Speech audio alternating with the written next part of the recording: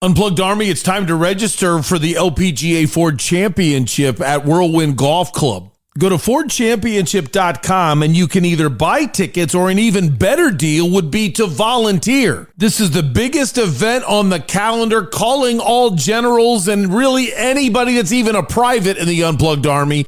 Please volunteer for the 2026 LPGA Ford Championship at Whirlwind Golf Club at Wild Horse Pass, and help the world to feel the wind. Thanks for listening, Unplugged Army. I'm Louis Unga, General Manager at Whirlwind Golf Club at Wild Horse Pass. We're proud to present Doug Franz Unplugged. Form an offense. Form an offense. 4 minutes. Form an offense. Form an offense. Everything you need to know in sports that affects Maricopa County, the state of Arizona, and the world, you get in 4 minutes. We start things off in Tempe, Arizona. The introductory press conference of Mike LaFleur, the new head coach of the Arizona Cardinals, took place yesterday. He made it very apparent that family is very close to him, with Packers head coach and his brother, Matt LaFleur, in attendance, plus his parents, his wife, and his children. And he says he's wanted this job for years because of the way the Cardinals treated the 49ers during COVID and the Rams during last year's Southern California fires. I think Lauren at the time, about a year ago, I'm going to be the head coach of the Arizona Cardinals someday. It just felt right. It was deep right there. I thank you so much for those times, and it just gave me knowing that this was the right place. Cardinals president and owner Michael Bidwill did not take questions. Monti was asked about the numerous candidates that did not come in for an interview or took a job before their second interview with the Cardinals. We interviewed, I believe we were at 14 different candidates, 6 of those who we met in person with. Some of those people took other jobs. Doesn't mean that we wanted them to be at this job. Up next, the NFL Combine gets underway February 26th. Suns win 130-125 on the road at Portland. The Blazers came out on fire in the first quarter, led by Suns draft pick Monti, who had 13 points in the first quarter, but he never scored again. Suns fought back from a 19-point deficit thanks to Colin Gillespie's career-high 30 points. They got down early, just trying to find a way to battle back. They were in a drop coverage, so we were kind of just taking what they were giving us and coming off and shooting. It was really just like us stopping them, their offensive rebound, second chance, they got us back in the game. If you couldn't really understand it, it's because Dwayne Rankin does not have an external microphone on his phone, but he said the drop coverage by Portland and the work of his teammates to keep him open is the reason why he was able to light it up. Mark Williams chipped in with 24 points and 11 boards. Other Suns news pregame: Devin Booker was assigned to the USA Stars All-Star team. There will also be a USA Stripes team, which is mostly made up of the old guys. Booker's in with the young guys. Then there's another team just called World. And Jordan Ott was named the Western Conference Coach of the Month, but was not named a coach of Stars, Stripes, or World. Up next, Suns come back home, take on Golden State tomorrow night. GCU a winner last night, ASU in action tonight. Lopes beat Air Force 81-57. Micaiah Williams, Brian Moore each had 15 points. Grand Canyon moved up to 4th place in the Mountain West, 1 game behind Utah State and New Mexico. They're 8-3 in conference on the season. Up next, road trip to UNLV. Take on the Rebels Saturday afternoon. Sun Devils, they're on the road as well. They're taking on Utah tonight. Tip-off in Salt Lake, 7 o'clock. D-backs have signed Carlos Santana to play first base. 1 year, $2 million deal. Still a really good defensive infielder. There's just one problem. He can't hit anymore. A lot of NBA news yesterday. Clippers traded ASU's James Harden to Cleveland. It's a straight-up swap for Darius Garland. And Memphis and Utah pulled off an 8-player trade. Jaren Jackson is now a member of the Jazz. Memphis gets 3 first-round draft picks as well as 4 dudes. Last night in the race for Western Conference home court advantage, Lakers beat Brooklyn, so now your standings. Houston's got the 4 seed. Lakers, Suns, and Minnesota are all tied a game and a half back. Tonight, Lakers and Suns are off. Houston's in Boston and Minnesota's at Toronto.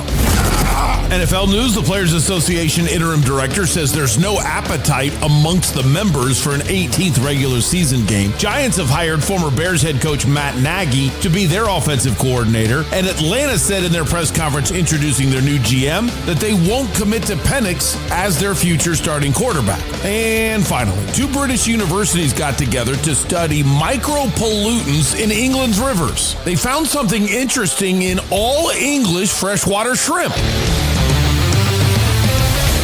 Cocaine. Yeah, I mean, I don't know what they do at freshwater shrimp parties. Obviously, there's something spiking their shrimp cocktail. Come on, that was good. That's good. The universities were assuming they were going to find a large amount of pesticides, even though Britain banned pesticides years ago. They were shocked to find ketamine, Valium, Xanax, not only other pesticides, and many other things that don't belong in the water. But the shock was that each and every freshwater shrimp actually had cocaine in their system. The study said environmental health has attracted much attention due to climate change and microplastic pollution. However, the impact of chemical pollution on wildlife health needs a lot more focus in the UK. No word on what the street value of any of the English rivers are. Hey, Unplugged Army, this is General Mike. The thing I love about Bell's most is the staff. Every time I come here, they make sure I'm having a good time, and I always bring my daughter here, and she has dietary restrictions. They always find something with their fresh ingredients to make for her to hit the gluten-free, dairy-free menu items. So always enjoy it when I come here. Can't wait to come back. Bell's Nashville Kitchen on Main Street in Old Town Scottsdale. You found home, down home. Come check us out at Goodyear Fit Body Boot Camp. We're on Estrella Parkway, just south of the 10. My name is Aaron. I also go by AG Kleino on Twitter. I've been in the Unplugged Army since the dark days. At Goodyear Fit Body Boot Camp, we strive to inspire fitness and change lives every day. Oh my gosh. It's a crazy time. You got to stay focused on the prize. You got to stay focused on the Lord. You got to stay focused on your family, and you've got to trust it's all going to work out. Yes, I'm talking to you, but I'm mainly talking to me because I just don't want to choke under the pressure. Good morning, good afternoon, good evening. Whenever it is that you've decided to make Doug Franz Unplugged a part of your day, my family greatly appreciates it. My name is Doug Franz, and you have found the only podcast in the world totally devoted to the coverage of the 4 major sports franchises of one great American city that drops on your phone each and every weekday morning. We also cover ASU, U of A, GCU, the Rattlers, the Rising, and the Merc. This is Doug Franz Unplugged, presented by Whirlwind Golf Club, the home of the 2026 LPGA Ford Championship at Wild Horse Pass. How are you? I don't even have words to describe how I'm doing because so many things are going on all at the same time, and it's pretty crazy. So yesterday, big meeting. I don't think it could have gone better. I met with a guy on Zoom by the name of Michael. And the reason why I liked him is I could tell he was a visionary, not just handcuffed to the way things are, but free to explore what they might become. I like people like that. Number 2, I was telling him a little bit about my story and about how I felt about the way I was let go at the station. And as I was telling the story, he said, "Good for you for sticking up for yourself and doing what you thought was right." That resonated. Like if you want to grab my heart and say, "Hey, I'm with you." I'm sure he didn't know that, but that was awesome. That was awesome. So again, I don't think it's right for me to say who the meeting was with yet, because who knows what's going to happen. They have got to think so far outside the box to get me to be included with them. But on the flip side, I have to accept my way isn't best anymore, and I've got to figure out how do I make sure I'm serving you, because you are the most important thing in this, in all of this. How am I serving you, and how can I make sure that service is improved? And if I do something different where I lose an aspect of Unplugged that was a positive for you and me, that's okay as long as I'm replacing it somewhere else, as long as I'm doing more somewhere else. And that's really important to me. And we'll see if that happens, but I'm very much looking forward to more conversations.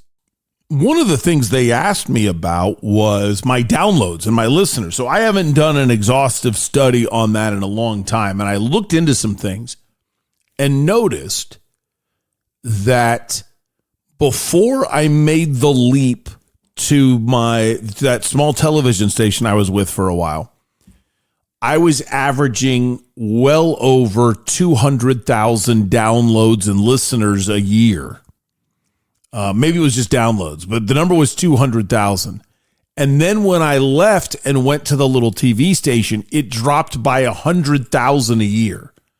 I lost half my audience. And they've never come close to coming back, although it is building once again. It's building once again, and I'm very, very appreciative of that. So what I'd like to bring up to you is please keep doing everything that you can do. Don't slack off. So many of you do so much of the heavy lifting of retweeting my tweets, reposting things on Instagram. And if you need help doing this, I have an email from General Mike with a great breakdown on how you can massively download a bunch of all of basically every podcast I've ever done. And I know that sounds like a huge dump, but if you do it, that is instantaneously 1,000 downloads, just like that. And I think it's funny to go back and listen to some of the old stuff. So I would really appreciate if you could do that. It's really simple too. If you want, you can set your playback at 2 times or even some of them are it's even 3 times the speed, and then just let it play overnight. Well, if you keep your phone down, I don't know what you do with your phone, or if you're in the office and you're not using your phone, just have it sit there and play with it silenced, and it'll just keep playing. It's great. It's great. Trust me, I do it. So that's a good way to help. But keep doing what you're doing. Thank you. It was an interesting study.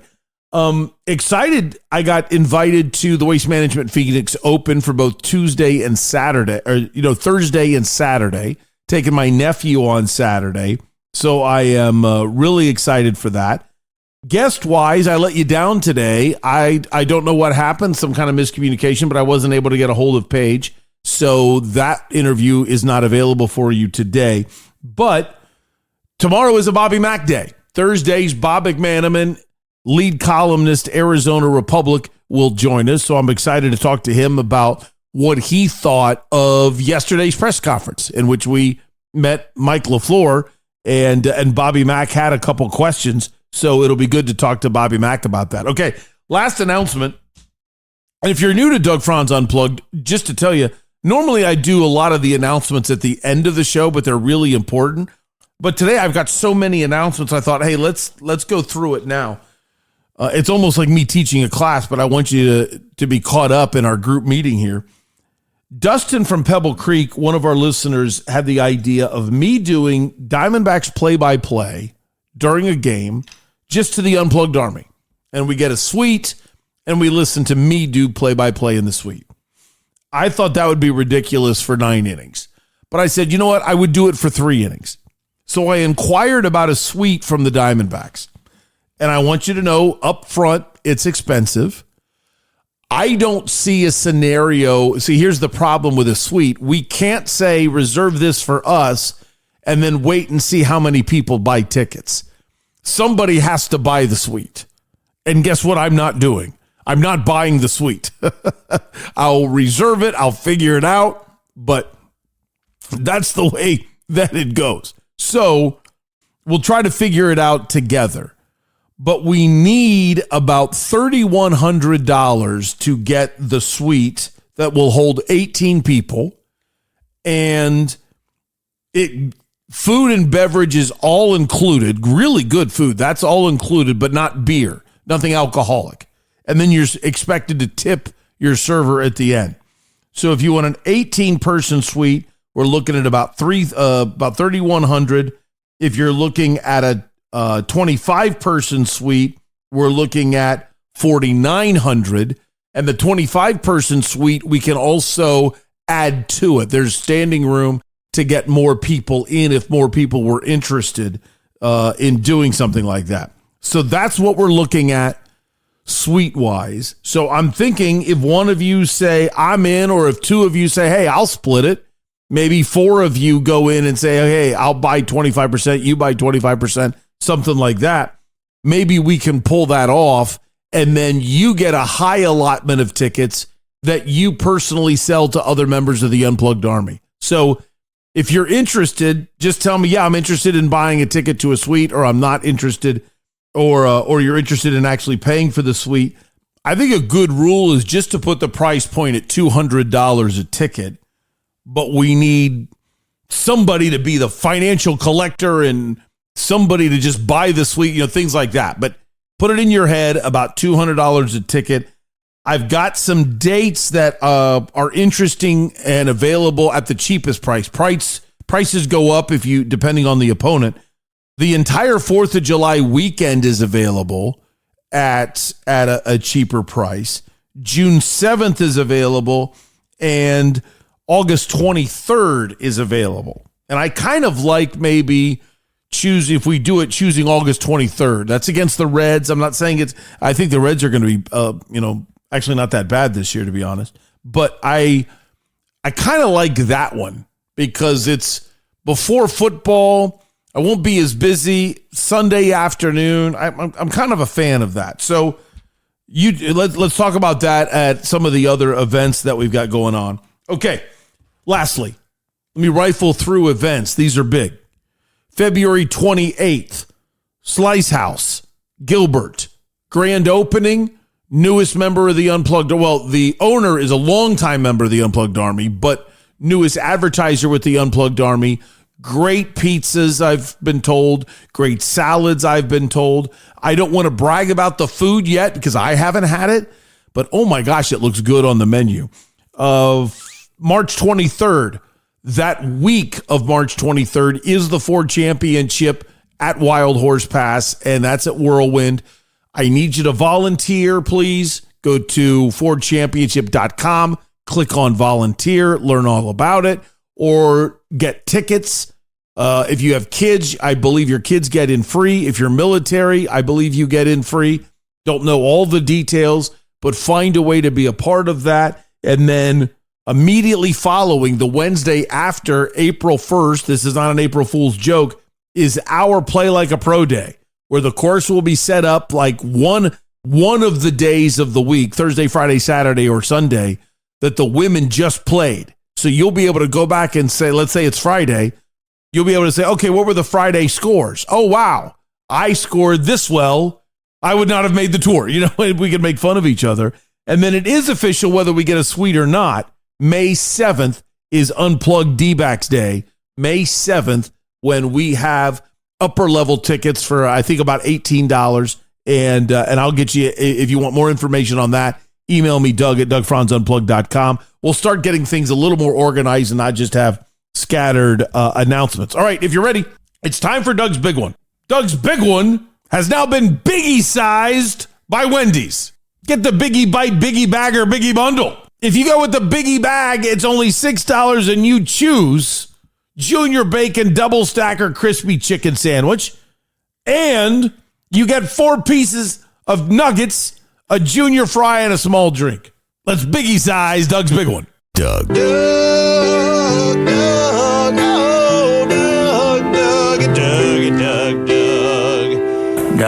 Where's Doug? Here, sorry, Doug. Where are you at? Yeah, was that a plug to unplug right there? Doug had given me a stat. Well, I can only answer the questions that get asked of me, Doug. Obviously, Franz is such a good player. Doug's Big One. Okay, yes, I got a lot to say about Suns' comeback win last night. I got a lot to say about the Cardinals press conference, and that is not my number one opinion. I know it's out of nowhere, but as soon as I saw it, it bugged me. Mike Hazen, I think you're fantastic at your job. I think you're an excellent general manager. I don't think everybody in the Unplugged Army agrees with me. I think you're an excellent general manager. But this Carlos Santana signing at first base, why is Paul Goldschmidt not the starting first baseman for the Arizona Diamondbacks? I'm not here to oversell that Paul Goldschmidt's going to have an MVP year or something like that. He's strictly a right-handed platoon ball player. Fill in for DH, fill in at first base. He's not that great anymore.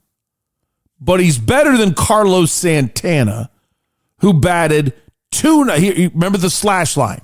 Slash is batting average, on base percentage, slugging. Elite is 300, 400, 500. So you're listening for those numbers. So when I'm rattling off numbers, I realize it's easy to get lost while you're trying to drive, and all of a sudden I'm throwing stats at you. But it's easy to remember 300, 400, 500. And anything that's like within 30 points. So if it's like 270, 370, 470, well, then you're kind of like, hey, that's still a good ball player. The slash line for Carlos Santana last year was 219 batting average, 308 on base percentage, and only 325 slugging. At first base, Now, he's a very, very good leader, a very, very good person, and still not a very good defender, but still a good defender. The guy's not some putz off the street, okay? He can add to the clubhouse. There's a lot of positives with him as a human being. The catch is, I'm not going to sell you those positives when we all know Goldy has those too. Goldy belonged in a Diamondbacks jersey to finish his career. Who knows? Maybe he's going to retire in the next 2 weeks, and the Diamondbacks knew it. Maybe the Diamondbacks were trying to talk him into it, and he didn't want it. But if it's a case where Paul Goldschmidt's getting better offers elsewhere, that's a mistake. It was a mistake to trade him. Admittedly, I was in favor of trading him at the time. I was not in favor of that trade, keep in mind.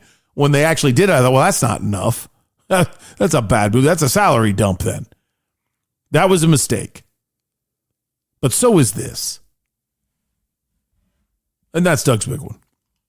I've never said this, but after Doug's big one, I think I'm going to start saying, do you want fries with that? Actually, I'm not going to say that because you get them in the Biggie bag and the Biggie bundle. You have to choose them if you go with Biggie Bites because you might choose the nuggets or the drink. But the Biggie Bag, Biggie Bundle, you just get it. If you're in the Unplugged Army, it means you're a busy person. You got a lot that you're doing. Why sit at a dealership all day to get your oil changed, to get your car worked on? Go to santanford.com and click on service. That's all you have to do. And then when you're there, when you click on service, what happens is it's so easy. You can click on mobile service and schedule a mobile oil change where they come to you, or Ford pickup and delivery where they pick up your car, take it into work on it, and then bring it back to you. It's so easy. And it's right there at the top of santanford.com. Just click on mobile service.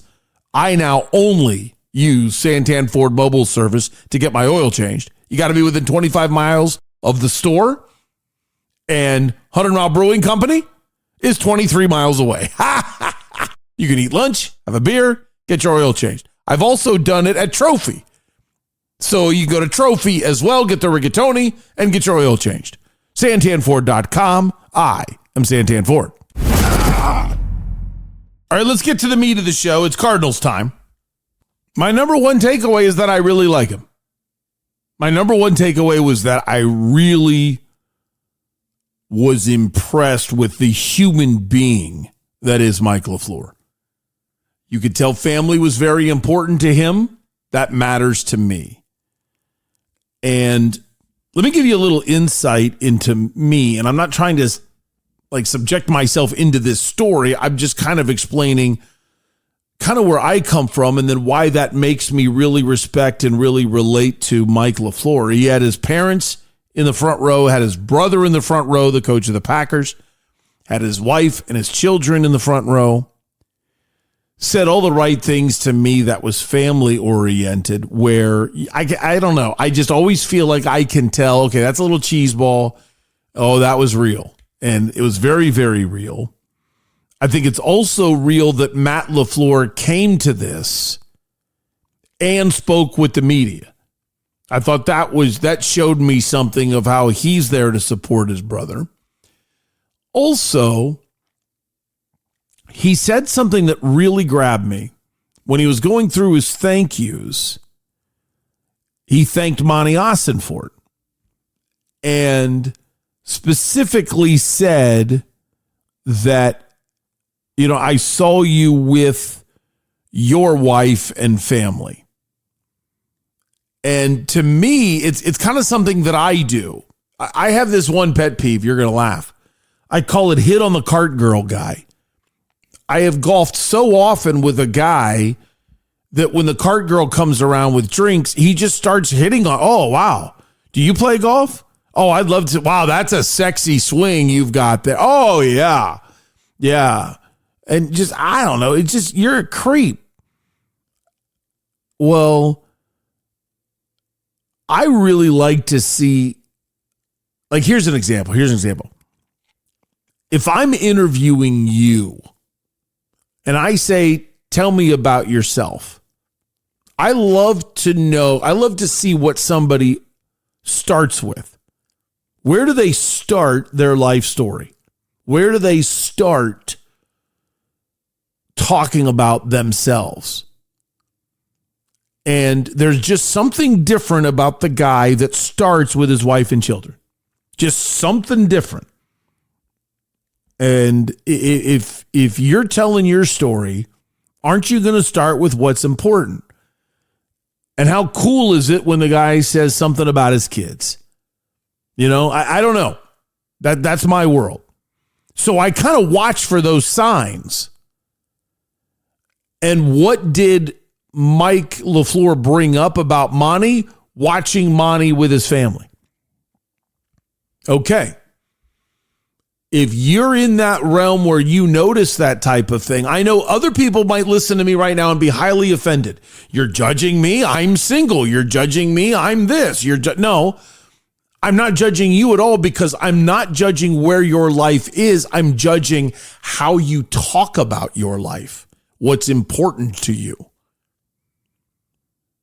And therefore, and I notice things. I notice if you're really good with your kids. I notice how your kids act. I pay attention to that stuff.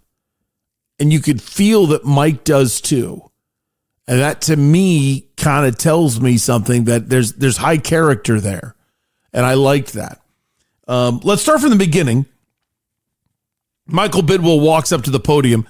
Feel free to fast forward if you don't want to hear all this, because 12 News sent me all this and I just recorded and said, okay, boom, here it is. Because I do think it's important to talk about the way that the press conference was handled. And I thought it was brilliant from a PR standpoint and terrible for us as fans and media. And here's what I mean by that. Michael Bidwell walks up to a podium, addresses everyone, and you're about to hear it, to start the press conference.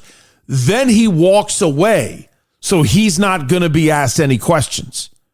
It was their way to control things, because they didn't want Michael answering questions, because the obvious question would be, how come so few people of the upper echelon parts of coaching wanted to interview with the Cardinals? That's where the road would have been. They knew that, so they had Michael bail from after the podium. Then Mike LaFleur steps to the podium. He gives his opening remarks. Then they already have it set up where he and Monti would sit at a table together and answer questions. Brilliant way to control the narrative of the questions themselves.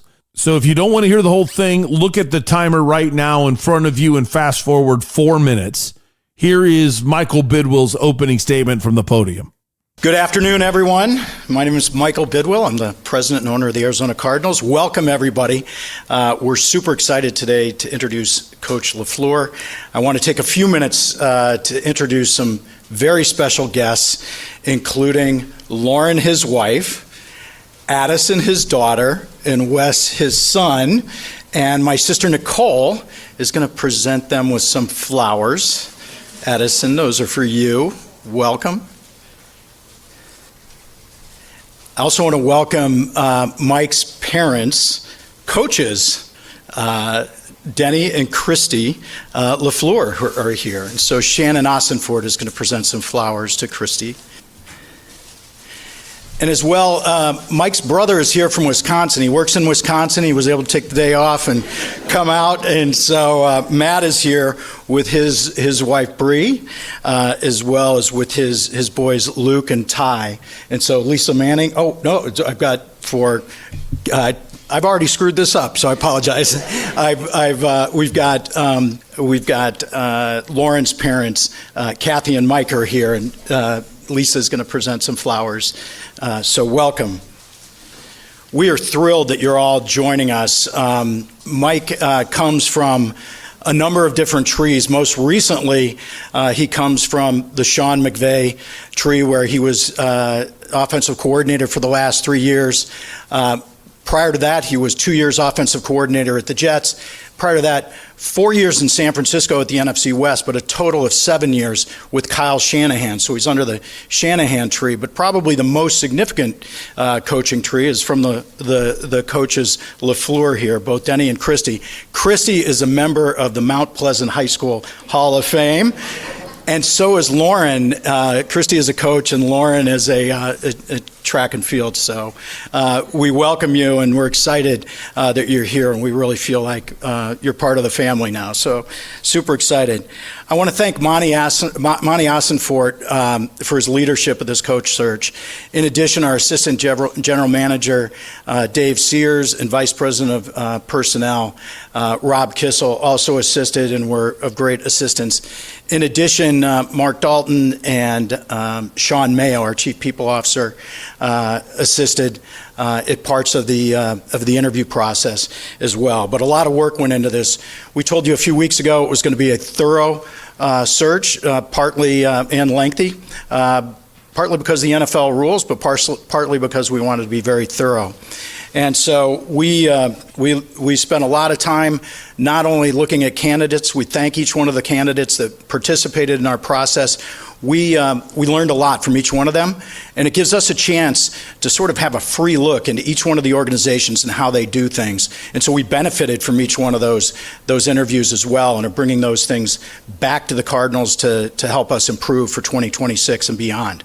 So as we went through the interview process, the clear winner was Mike LaFleur. He's ready for this. He's innovative. He's smart. He's been training under the brightest offensive coaches in the NFC West and arguably in the NFL, if not the NFL. And we're super excited about all the things that he's going to bring. And we talked about the future. We talked about the plans. And I am so pleased to introduce our head coach, Mike LaFleur. Please give him a warm welcome. Okay, couple takeaways here. Number one, I thought Michael did a good job. I thought a lot of times he was, especially when he screwed up the flowers, I thought he sounded very, very human and rolled with it really well. And it was kind of funny when he said Matt works in Wisconsin and he was able to get the day off and join us, and was very, non-committal to the success of the Green Bay Packers. So that was good. I also liked how he threw out, and I don't know if it's true, but how he threw out that they got some intel on how other organizations do things. You would think that with all of the hirings that Michael Bidwill has done in his tenure as president, that they would have learned enough from all of the interviews with all these candidates all these years, but obviously not. So those were the positives. The negative thing, I could not buy it when he says Mike LaFleur was the clear winner. That just seems like a lie. You have 10 openings in the NFL, 9 teams make their hire, and you say this guy was the clear winner, but you still had to interview somebody else after you had the second interview with Mike LaFleur. I don't know. There's never been a time I've watched a race, like I've never watched the Kentucky Derby. Watched, I don't know, Man of War go running across the finish line and then turn around and look and see, okay, who else is there? Oh, that's the clear winner. And then go back and say, oh, that's the clear winner. Now you see the clear winner and you keep your eyes on the clear winner. So you can't get me to buy that. That seems like a lie. So that's my interpretation of what Michael said. A lot of positives, one glaring negative in my opinion. So now Mike LaFleur steps up. And again, I don't want to take people out of context in something so important as the opening press conference. So the crowd has applause. Keep in mind, if you're in the media, you never applaud. So we don't clap in the media. But in moments like this, what they do is they fill the room with organizational staff so they will clap. And therefore, it sounds all exciting. So here's Mike LaFleur's opening statement. I speak from the heart, so I know there's things that are going to come out, but they're going to come out my way. As you guys all get to know me, players, staff, I am who I am. I'm authentically myself, and so we'll see where this goes. I'm going to try to keep this as brief as possible. When I look down at this front row, you're going to see what my family means to me. I don't know when I get to that moment what's actually going to come down right here, but we'll work on that when it's there. But incredibly honored and humbled to be standing here. What a 48 hours it has been, and like I just said, I'm honored to be the head football coach here of the Arizona Cardinals, and I'm going to tell you why, over these next 5 minutes, and probably it'll come out, through some of these questions. I do want to thank, just like Michael just said right there, just the Cardinals organization, all right, specifically, all right, Dave Sears, Rob Kissel, Sean Mayo, all right, Mark Dalton. I know it's been a thorough and detailed process that you guys have had to go through, but you guys did it the right way, and I promise you when I said this, and I've told a few people this, the way you guys did it just showed me you guys wanted to get this thing right. And I'm not saying you got it right. I hope you got it right, all right, but you ended up putting the time and the hard work and the detailed process to get to where you had to get to, so I really appreciate that, and I know it wasn't easy. Monty, thank you so much. That first call I got from you, the first Zoom to last week, and then obviously getting that call a couple days ago. I couldn't be more thrilled. I have a lot of friends in this business, like we all do, and a lot of them happen to know Monty and have worked with Monty, and the amount of texts and calls I got about him as a GM, as a person, has been incredible. Well, in the last just 2 days, really getting to know Monty even further, it's times 10. Seeing him with you, Shannon, and the family yesterday, it just made it so much like, wow, I totally made the right decision to pair up with him, and I can't wait to do it with you, Monty, so I appreciate that. And then Michael Bidwell, again, that call, you don't really know what you're going to feel when you end up getting that call. I got a random number, and it said Phoenix, Arizona, and I thought, unfortunately, that it was probably some media. So I didn't answer it. And then I got a text about 20 seconds later, hi, it's Michael Bidwell, could you call me back? And I said, Lauren, I think I got to go take this. And I told you, thought you were media, not media. And we had a great 3-minute conversation right there. But I really appreciate it. It's been awesome to get to know you through this process. I met Michael a year ago, and I'll kind of get into that a little bit later. But he loves this place. He loves this organization. He loves this city. All he wants is a winner for this building and for the people in this room right here in the Arizona fan base. And that's what we plan on giving right there. So I appreciate you, Michael, on that. Okay, what'd you think? For me, I hear a little personality there. So I like that. Hopefully he keeps that. I like the way he thanked people and the way that he talked about his family. Thought it was a massive suck-up move, the way he talked about Michael Bidwell, but, hey, a boss is a boss. but he did seem like a genuine guy. And I know that this last compliment is unfair to a lot of people that can't do it. But I really judge people when they speak publicly in a setting like that. Do you have notes? Now, of course, if you're not a normal public speaker, you're going to have notes. And of course, in other scenarios of prepared speaking, you're going to have notes. I am not saying, like, if you are presenting a physics paper or something, you should do it without notes. But when you're doing something like a mea culpa to admitting massive mistakes, or when you're plotting for the future and you're explaining your vision, if you have to have notes, then I wonder, was this really from the heart? This is probably unfair to say this about my religion. I have a difficult time when a priest reads his homily, because I kind of feel like, is the homily from you, or is it from the Holy Spirit flowing through you? If you trust in the Lord, why do you need to write it all down? And I also kind of find it boring when the priest just reads it. Like, well, I can read it. If you're just going to read your homily, well, then just email it to me. I'll read it and we'll be done with Mass sooner. It's a little rude of me, I admit, but that's how I feel. Well, this was all from the heart. This was just Mike going. And I did like that.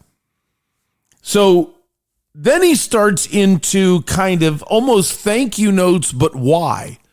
That not all these people were in the room. Matter of fact, a lot of them weren't. But he starts going through the people that have touched him along the way.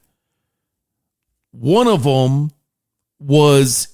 group was all of his former players, thanking all of his former players because of you and your heart, your attitude, your study habits, everything you did that made me look good, helped me get here. That was pretty strong. He talked about the play caller and head coach of the San Francisco 49ers, which is where he was under Kyle Shanahan before he took the Jets offensive coordinator position. Specifically to Kyle Shanahan. When I was thinking about the words that I could say about Kyle, I couldn't come up with anything, even when I had time just by myself. And Kyle, I know I haven't told you enough how thankful I am for the opportunity you gave me, but the foundations you laid, with me within a system, with how to run a building, and just all those times that we had together for 7 years. The only thing I could say is thank you. You are an incredible coach, but you're an even better person. You're a better father, and you're a better husband. And I watched all that and watched the way you lead, and you gave me a lot of core principles that will carry on through here at Arizona. You're a good coach and you're a better husband. You're a better father. It goes back to me saying how I feel about Mike LaFleur, because I can tell family's important. I don't know why Wolf said this, but on the final Doug and Wolf show, I'll never forget it. Never. I care about Wolf a lot. You don't spend 15, and it doesn't matter the times that we've argued on that show, because we were like brothers arguing. But it didn't change how we felt about each other. And I remember on the last show, he talked about me as a husband and father. And then he said something that I almost had to ignore it, because if I let on how I felt, I wasn't going to be able to say anything. And he said, "You made me a better father." I've never had anybody ever say something like that to me. That watching me around my children or talking to him for 15 years about my children affected him. Now, if you don't know, Wolf has 6 children, 4 of them with his first wife, 2 of them with the beautiful Miss Stephanie. I'm not going to disclose a lot of any of the things that he has said privately to me about his first 4 children, but I will tell you that he loves them dearly. But from what I've witnessed with his youngest 2, I've never met his ex-wife, any of his other children. I don't know anything about him. I know a little bit about him. I shouldn't say that, but I've never met him. But I saw his last 2 children with Stephanie totally grow up. And he was a wonderful dad. And the way he talked about his kids, you could tell what mattered. So for him to say that, I still don't know why, and I still don't know what effect I had on him. But gosh, I was overwhelmed when he said that. And so I hear Mike LaFleur go in that direction with other people, and it brings that memory back, but it also kind of draws me to him. I know this is probably not where you expected the Mike LaFleur breakdown to go, but I think we've got to judge character as good as we can, in the sense that A, we're not put on this earth to judge people, and we're doing it, and I'm doing it anyway. And number 2, it was one 20-minute press conference, and I'm going to explain, and I'm acting like I know everything about Mike LaFleur and his life story. So obviously bear with the flaws of my analysis, but I'm also doing it from 50 some odd years of really being someone that always studies other people and how they interact. And I'm reasonably good at it, I think, at judging the character of other people. And so I really enjoyed that. Okay, next is Sean McVay. So he's going through and he has messages to different people. And then he gets to current Rams head coach Sean McVay. To you, Sean. That phone call that you gave me 3 years ago changed my life. And I won't get into the detail with it because it doesn't matter. It was between you and I. But that 3 years was fun. It wasn't always easy, but we always came to the conclusion that we're doing this thing for the players, because this is about the players. And it was a memorable 3 years that I'll never forget. And I thank you so much, and I have so much gratitude to you as a person and as a leader of men. The word I keep coming back to is genuine. It is interesting to think of the 2 biggest nemesis right now in the world of the Arizona Cardinals would be Kyle Shanahan and Sean McVay. And then you have a guy that is gushing about Kyle Shanahan and Sean McVay. But the old phrase, you can't beat them, join them. And what are the things he's going to be able to bring to the table knowing about those 2 guys? It's really interesting. So I thought that was really some deep insight there into how he feels about them and how prepared he is from them. So let me jump a little bit. I'll get back to Mike LaFleur in a minute. But Matt LaFleur was there, and the media surrounded him afterwards, and they were interviewing him. And I believe it was Teo Mackey, America's reporter from the Arizona Republic, that asked that asked Matt LaFleur, who is also a McVay protege, how is it working so well? Why is the Sean McVay tree so successful? What is it that you guys have picked up from him that has led to your own success? That's a hell of a question. It is really impressive when you look at the list with Kevin O'Connell, Zach Taylor, myself, now Mike.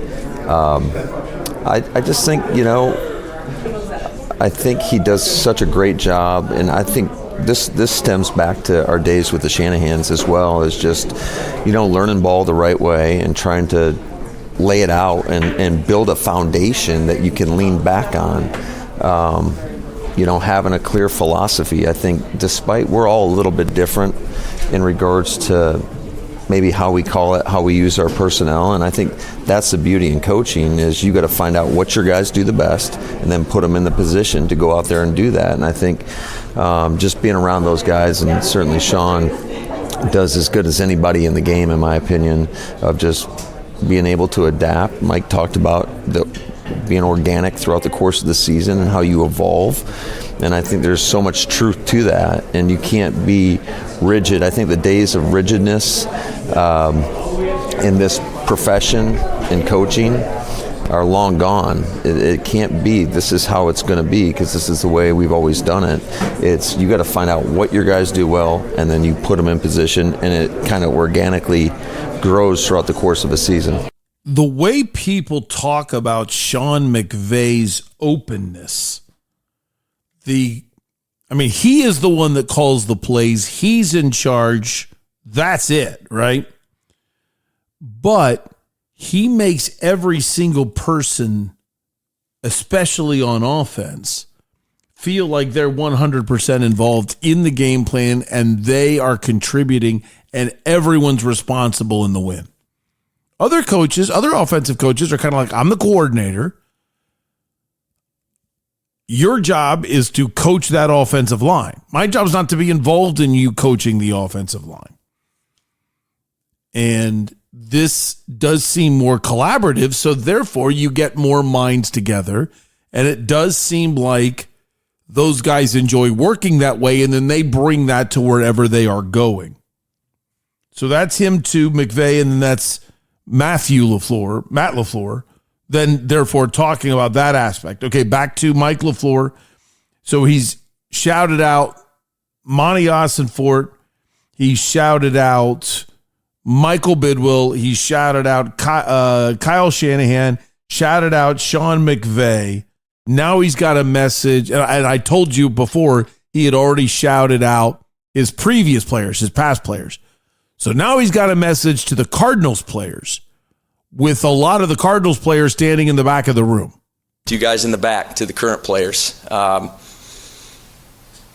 really appreciate you guys showing up. When I got the list of how many guys were coming and who was coming, it touched me, man. And I cannot wait to start building relationships with you guys. I can't wait to get to work with you guys. I promise I'll pour it all for you guys every single day. And I can't wait to just get this show going. We'll get through today. We'll get through tomorrow. I told every single one of you I'll be reaching out to you.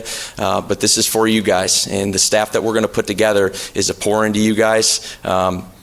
When I got some of those FaceTimes on that Sunday, whether it be from my family, some friends, the ones that fired me up the most was coming from you guys. And it got me just more excited to get going. So I appreciate you guys. Can't wait to get to work.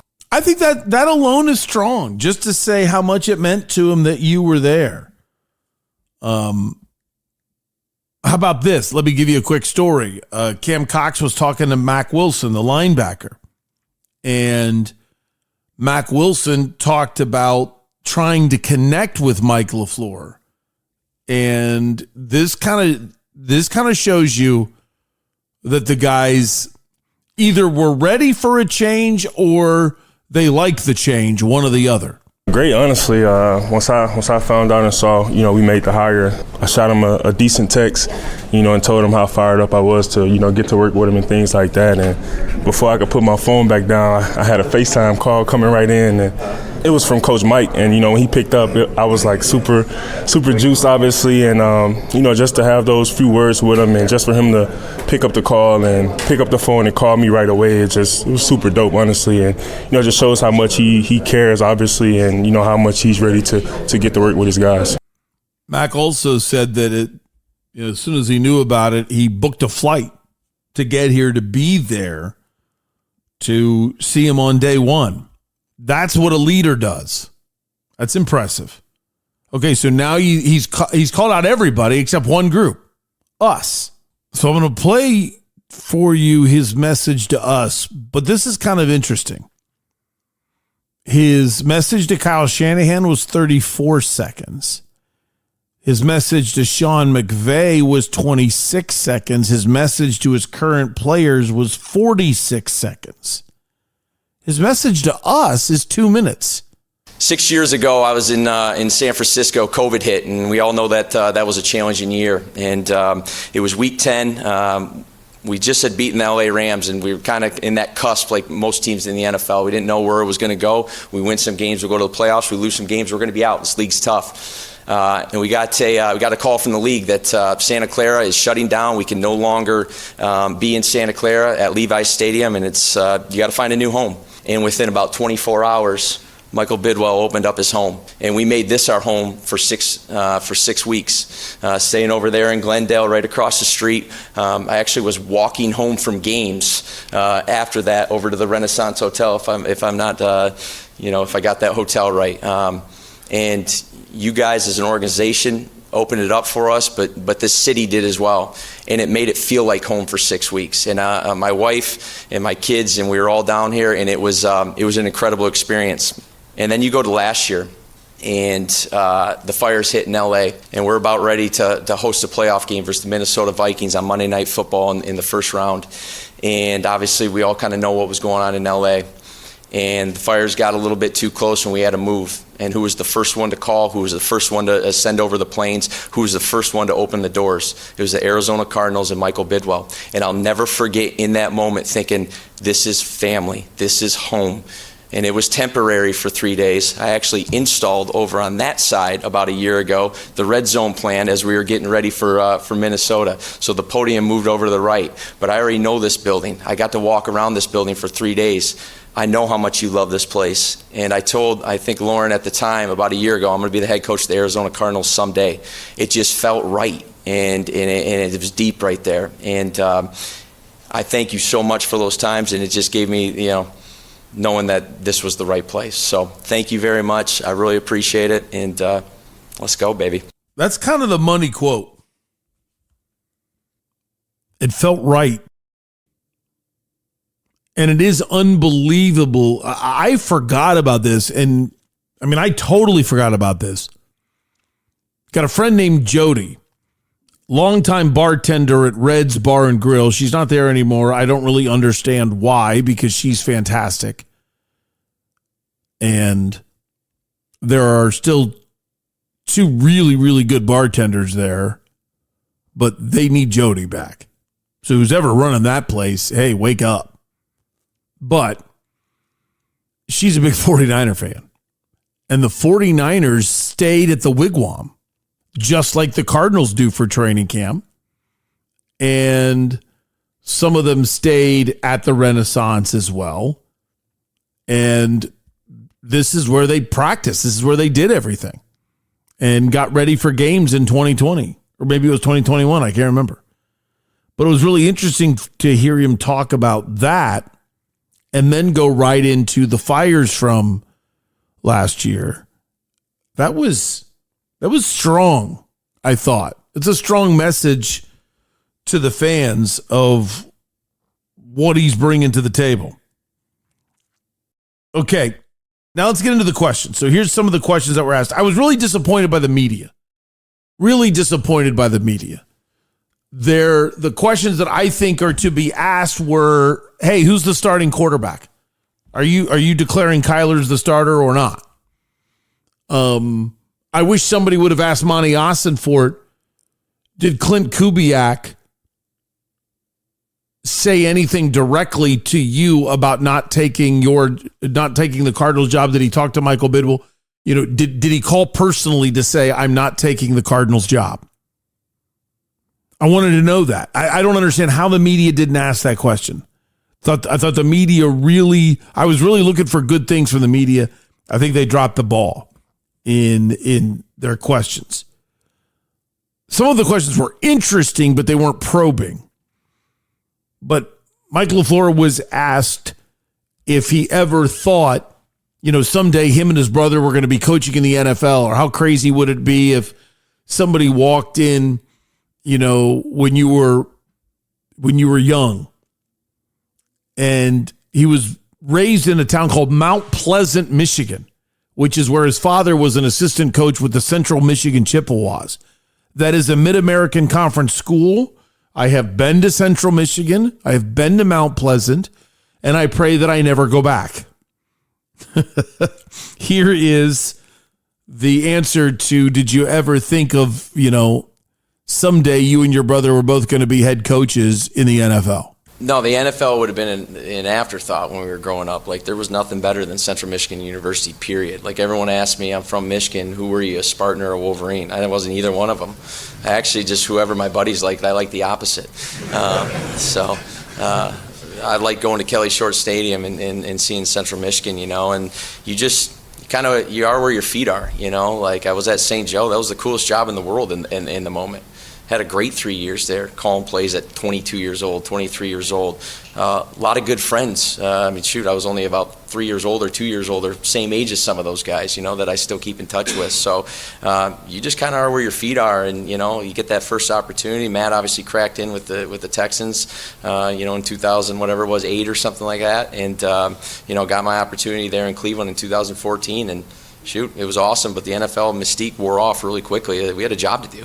My job was to be the O-line QC for the Cleveland Browns, and it was awesome, and I learned a ton, So, here we are, and, but never really thought about it, just try to be where feet are. The reason why I love that answer is because it's so grounded. I have no problem when somebody says, this was my lifelong dream. The reason why I'm sitting in front of you right now is because I wanted to be the radio play-by-play voice of the Cincinnati Reds. And I wanted to live in Ohio my whole life and talk baseball in the summer and stay home in the winter and get a free trip to Florida for spring training, never knowing the Reds were going to someday go to God's country of Goodyear, Arizona. But that's what I wanted. So that was my dream, and I did everything I could to get there. Now, with Matt, with Mike, it's the exact opposite. I'm in heaven everywhere I'm at. So I'm not thinking of, boy, this is this, and stacking boxes, and all of a sudden I'm where I want to be. I've accepted this role, so crush this role. And I admit, I did do a good job of that as I moved up the ladder. I was very happy in Athens, Ohio, and then got an amazing opportunity in Huntsville, Alabama, and I needed to take it. And then I got an amazing opportunity in Kansas City, and I needed to take it. And then I got an amazing opportunity here, and I needed to take it. So it wasn't like a dream. Now, I admit to you, there were 3 cities in America that I always wanted to work in, and one of them was Phoenix. The other one was Cincinnati because it's home. And the third is just anything along I-4, which is basically Tampa, Orlando, and a little bit of Daytona. I don't think it goes all the way to Daytona, but close. And so that dream came true. And, honestly, I need to think about that more often of how happy I am. So Craig Fooey, ABC 15, asks him the question about growing up, the focus on football, and the influence of his parents. His parents are both coaches, and him becoming a coach. And just tell us about that experience growing up. And this is just perfect. If you can't quite understand it, he's going to start off by saying, I grew up in Mount Pleasant, Michigan, which is where Central Michigan is. And he says it so fast, like somebody from Mount Pleasant would say. It's hard to understand. I'm from Mount Pleasant, and just boom. But that's what he starts off this answer, and it's just a perfect answer. I grew up in Mount Pleasant, Michigan, my dad being at Central Michigan, and back in the day, there was 3-4 day camps in June, and I'd be the guy running around as a second grader when all the high school kids were there, as my dad was running a camp of 400 kids, and just thought this was the coolest thing ever. And if I could ever been, the quarterback coach of Central Michigan, oh my God, my life would be complete, because that's what I felt, at that time, and how awesome it was to be around, and then running around the gymnasium at the high school with my mom as a coach, and you just grew up around it, There was no other way. It's like what else would I be doing right now except for coaching ball? And then you fast forward to obviously Elmhurst College, and thank you, Mike and Kathy, for letting Lauren transfer over, because it made the next 3 years obviously better. That first year was a little harder, not having you by my side there, Lauren. But Elmhurst was awesome. Again, I mean, just college football, D3 at its finest. As you know, North Park, CCIW. But it was a great time there. I got moved to safety my senior year. I was a quarterback for 3 years. I got moved to safety. Probably shouldn't have been starting talent-wise, but I could get the other 10 guys lined up. So, and I think they would contest to that. And but it was a great year. There's still principles of playing defense that year that I still take with me. I really do, just in terms of seeing it from that lens, and then having that opportunity at St. Joseph's College, you know, for the 3 years there. Like, I get that job at St. Joe, and I'm thinking I'm going to go be a graduate assistant, and they tell me, no, you're actually calling the pass game. And I was like 6 months removed from being in college in classes, you know, and so you learn through the ringer pretty quick, you know. So those are experiences, boots on the ground, you know, all those kind of things that I think, you know, are values that you need as you're going through this profession. You could just feel that every aspect of this man's life is football and family. And I really believe that's a major building block to being a good coach. Okay, now, deeper questions. And I wish this was asked to Monti and more harshly. But this question was asked to Mike LaFleur, the new head coach. And it was, you know, a lot of people turned down opportunities to interview. A lot of people, this wasn't the job for them. What was it that sold you on Michael Bidwill and the Cardinals? I'll give you my opinion on this answer in a second, but I want you to hear it without my opinion clouding your judgment. All you want is ownership to want to win, and win in the worst way. And that was very apparent when I met Michael last year, how much he loves this organization, and then just going through that process. Like, why wouldn't you? You know, so that was first and foremost, being with ownership that loves it. Then you get to meet Monti and all the other people in this building, and everyone's got the same vision. And then you think about this division. It's a tough division. I mean, if it were easy, it wouldn't be worth it, you know. And so we know what the work that we got in front of us in that back room, they are in the back right there. They know that, but those are the reasons I want to be the head coach here. Okay, finally we get to the one of the questions that I want asked. And it's not asked even remotely the way it needed to be asked. It's a really simple question. Who is the starting quarterback of the 2026 Arizona Cardinals? Do you want Kyler Murray as the starting quarterback?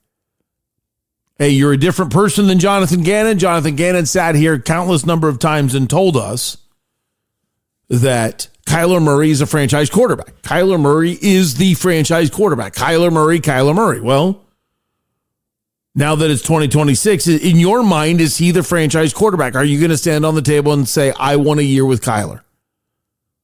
That's what needed to be asked. Instead, it was a convoluted thing about, well, you know, we had this quarterback situation. Have you reached out to Kyler? Have you guys already talked? What is your plan? And that was it. Yeah, so touch base with Kyler. You know, again, 2 days ago when I got this, and had a good you know, little message with him. So. Definitely touch base with him. I'll say this, again, being in this division for 7 years, it was never fun. You know, I have a lot of respect, you know, for him as a player. I know he got drafted in help me out there, is it 18 or 2019, so obviously those first 2 years. But again, having you know, the 5 years having to go against him, a lot of respect for him as a player, and he was never, you know, a fun challenge to go against. What I took away from that is he gone. Kyler's done. Talked about it yesterday. $13 million salary cap hit and guaranteed money in 2027 if he's still on the roster in mid-March. I forget the exact date. It's 5 days into the new league year. I don't think Michael Bidwill's going to want to give him that money. And therefore, in order to avoid it, you've got to either cut him or trade him before that 5-day deadline. And whenever you hear the coach say, hey, it's not fun to go against him, it doesn't sound like he's saying, I can't wait to unleash him. I mean, you think about it as a offensive guy. If you believe Kyler is special, would you not say, I can't wait to get started with Kyler Murray? I learned a lot about how Kyle Shanahan has used different athletic quarterbacks. And I've learned a lot about the plays that we run with the Rams that I can tailor make something with the weapon that Kyler Murray is. I can't wait to work with Kyler Murray. I mean, that's what you say if he's the future. And not, yeah, we talked, had a good talk. And I can tell you, being in this division, help me out. When was he drafted? Oh, okay. Being in this division, man, he's not fun to go against. That is a tough competitor. Yeah, that's what you say when you're getting ready to get rid of a guy. So further proof that Kyler Murray is no longer the starting quarterback for the Arizona Cardinals. Two more from Mike LaFleur that's kind of more hardcore football. Really liked this question, which was, I forget who asked it, but the question was about the high level of 13 personnel for the Rams and how Mike LaFleur is going to bring that to the Cardinals and how does it affect Trey McBride. So let me kind of go break down on the question so you can appreciate his answer as much as I do. The question is about 13 personnel. We've talked about personnel before. First number is the number of wide receivers you have on the field. The second number is the number of tight ends. So it's not like you have 13 people. The number 13 is actually irrelevant. It has nothing to do with 13 as a whole number. It has to do with the number 1 and the number 3. And since it's 13 together, meaning 1 and 3, you just say it 13 personnel. Running backs never get counted. They're just the guys that are left. You're allowed 5 skilled players. You can have 14 personnel. No one's ever said this in the history of the world, but you could technically have 5 personnel, I guess. I don't even know what that would be, whether that would be, I guess it would be 05 personnel if you're dealing with 5 tight ends. Well, I'm making that up. But 13 personnel is 1 back, 3 tight ends. So the Rams led the league in 13 personnel. So the guy that's asking the question is basically assuming, so how are you going to use 13 personnel with Trey McBride since you're a 13 personnel guy because you coached under Sean McVay? And listen to where Mike LaFleur takes this. I'm just excited to get started in terms of building this staff and getting to know these guys and then really building out whatever this system's going to look like as the Arizona Cardinals. Again, we're going to have foundational aspects that are going to be tried and true. But again, we're going to end up putting it around them. We organically built to that 13 personnel. It wasn't like we were sitting here a year ago saying, hey, we're probably going to be the most 13 personnel usage in football. That's an absolute lie. The best offenses I've been a part of, they've organically just gotten to that point. So again, guys like Trey, are going to be awesome to work with, and we'll figure out the best ways to utilize him. Here's why I like that so much. There are certain coaches that say this is what we do, and they expect everybody to be cookie cutter and be able to do it. There are other coaches on the other side of things, like a Cliff Kingsbury, that doesn't have a foundation at all or a principle at all. It is, I'm going to do grab bag things that I know if all of you execute it perfectly, we're going to win. I'm going to outcoach the other guy if you just do your job. Now, he doesn't say that, but that's how his system is built. Because when you don't have a core, you don't have something to always rely on that we're good at this. We can always do this. You got to have something that's your foundation. And Cliff Kingsbury, to me, doesn't have a foundation. And then, like I said before, there are other guys that are too grounded. This is our foundation. And I always bring up this story. So sorry if I drive you crazy with it. Portland Trailblazers, Clyde Drexler, Michael Jordan's in the draft. The GM is talking to Bobby Knight, who coached Michael Jordan in the Olympics. Bobby Knight says you got to take Jordan number 2. Portland says, no, we just drafted Clyde Drexler last year. We don't need another wing. What we need is a center. Bobby Knight says, well, then play him at center. I think I might be wrong. I might have told you that story yesterday, but it's funny every time. Like, I'm making myself laugh, and I'm the one telling the story. I've heard it a million times. I just think it's really funny. And that means don't get hung up on what you think is right because it's the way you've always done it. So his point is, I'm not coming in here ready to demand 13 personnel. They grew into it. They kept getting better and better tight ends and thought, well, then let's get them on the field. That shows me the ability to adjust. But he still said, we have cores. Let me rephrase that. We're going to have foundational aspects that are going to be tried and true. There it is. We're going to have foundational assets that are going to be tried and true. I don't know why I repeated it. That's kind of a weak talk show host. If I'm just going to play it for you, why do you need me to repeat it? We're going to have foundational aspects that are going to be tried and true. We're going to have foundational aspects that are tried and true. I went quad on you. Well, see, what I did is I biggie bagged it.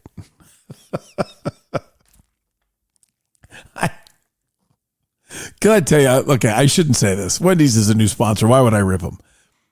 I've always thought, and this seems like a Dave Thomas idea, I've always thought the phrase biggie bag was just silly. Biggie-size it. I hated being at the drive-thru window and saying, Biggie-size it. I thought that was silly.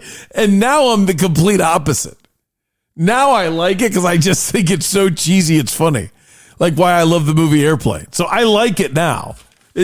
Before, when they first started saying Biggie-size, I don't know, maybe I was because I was in my 20s and you still want to try to pretend to be cool, and cool people don't say Biggie-size. But now, once you're comfortable in your own skin, then you know you're cool no matter what. Well, then you say whatever you want. And I say Biggie-size. Tangent there. Sorry about that. So, that's his rundown, breakdown on 13 personnel. I liked that a lot. Then he talked about one of the things that they're really going to work on. We like to say this in LA, the worst play call is the late play call. Get the play call into your quarterback, get the play call in to the offense so they can go operate. That was, in really even the times I had with Kyle in San Francisco having to go against the Rams, the one thing that always stood out was how they operated pre-snap. Like it just looked clean and sharp. And I mean, I am so fully invested in that portion of it. We're going to have, everyone's got good plays. In my opinion, everyone has good scheme, but it's really leading up to that moment. How clean do we get out of that huddle? How do we operate? How fast do I get that call in there to allow these players to go do what they do best? And I think that's something that we even just got better at in the last few years, particularly this last year. And that's something definitely that we'll implement as we get this thing going. Let me explain why that grabs me so much. It's not that relevant if you have a quarterback that can't read the defense. But if you have a quarterback that's young or is trying to learn to read the defense or is excellent at reading the defense, the reason why what he's saying right there is so powerful. You would be amazed at how many times a team runs a play that doesn't work and every fan in the world rips the play caller and the play caller didn't call it. You send in the play has checks to it, so you might need to check out of it, and maybe the quarterback doesn't notice he should have checked out of it, and you stay in that play. Like, you don't know what kind of look the defense is going to give you. You break that huddle, you see the defense look that you know is right ready to attack the weakness of your play. You're about ready to screw up.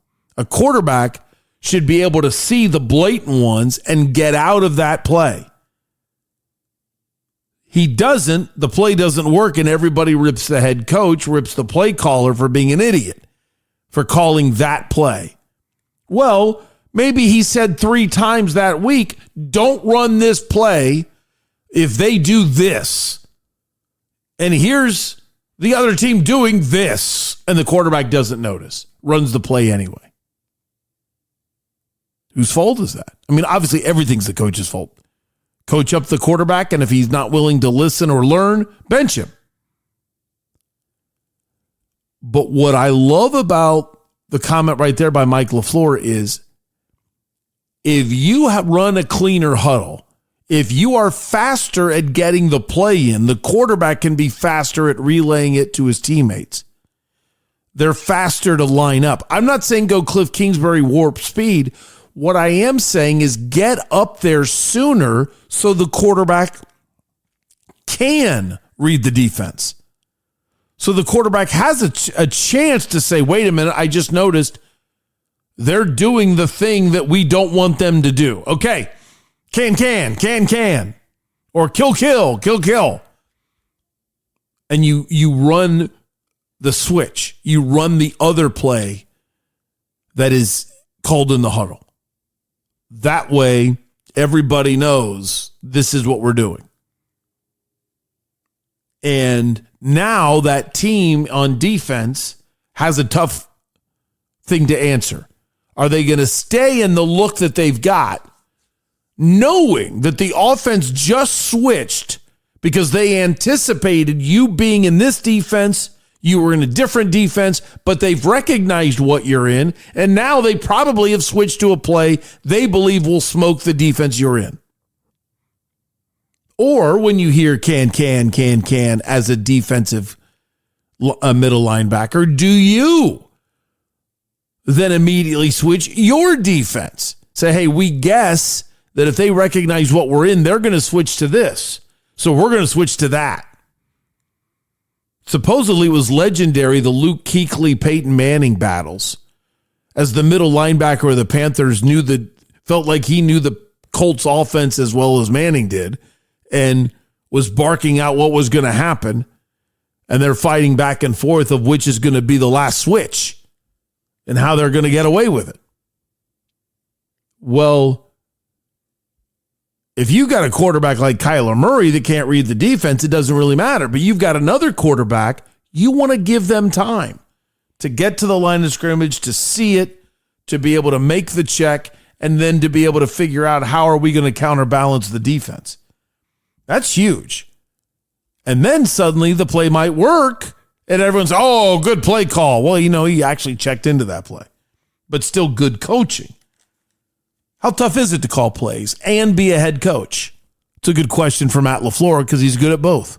Better get yourself a good game management guy, because there's a lot of thoughts that are going through your head throughout the course of a game. And then on top of that, the responsibility of calling it. But I have no doubt, I watched his work in New York, and quite honestly, I always thought it was impressive, just his ability to get the most out of his guys, no matter what quarterback was in the game. I think there was 4 different quarterbacks that threw for over 300 yards that he worked with. So I don't know too many guys that could get that done. That's a pretty amazing stat. Bad Jets team, and he gets 4 different quarterbacks to throw for 300 yards. The thing that stood out to me there was he said, get a good game manager. I've always thought a good play caller is a good game manager. I need to get to the sticks here, especially in college when you can stop the clock. I need a timeout here. I can't complete a pass to the middle of the field here. Different game time. I need to run the 4-minute offense in order to milk clock. Are you good at different scenarios? I would have thought play callers are. I never thought Jeff Rodgers, who was the special teams coach of the Cardinals, he's now in Buffalo, he was in charge of that, and I never thought he was very good at it. So when we look at some of the mistakes of Jonathan Gannon, it's interesting, was he too reliant on Jeff Rodgers? And yet here is Matt LaFleur, who's been calling plays his whole career with the Packers, specifically saying, That's the biggest weakness. That's the most trouble. If you focus on calling plays, you can get lost in actually managing the game. So that's something to look out for, meaning you'd like to see some experience come in on this coaching staff. Last two questions are for Monti, and one of them was kind of cheese ball. When you were meeting with Mike LaFleur, what stood out to you that made you believe this is the guy? Yeah, I mean, I think it was everything about his experience, everything about the people that he's been around. Mike's had experience as a play caller. He's experienced with multiple different offensive schemes. He's been around multiple successful programs. And then just his overall intelligence, his presence, the way that he came in and laid out his vision for how he sees running a program. Really, I can't point to one thing, Mark, because it is never one thing with these. It's the totality of the person, totality of the belief, and how he wants to put together the program. And ultimately, that led us to making sure that we wanted him to be our guy moving forward. That seemed cheeseball answer. Then, finally got a reasonably good question about the other coaches. And the question was phrased saying there were a lot of coaches that turned down opportunities to interview with the Cardinals. There were a lot of coaches that took a job before they had a second interview with you, and a lot of coaches didn't seem interested in this position. What did you learn from that? I don't like that, because when you ask a question, you don't want to be reporting news. I wanted to know point blank, why weren't you able to secure a second interview with Robert Saleh before he took the Titans job? Why did Clint Kubiak choose the Raiders over you? If you knew Mike LaFleur was the guy, why didn't you hire Mike LaFleur before you interviewed for the second time Clint Kubiak?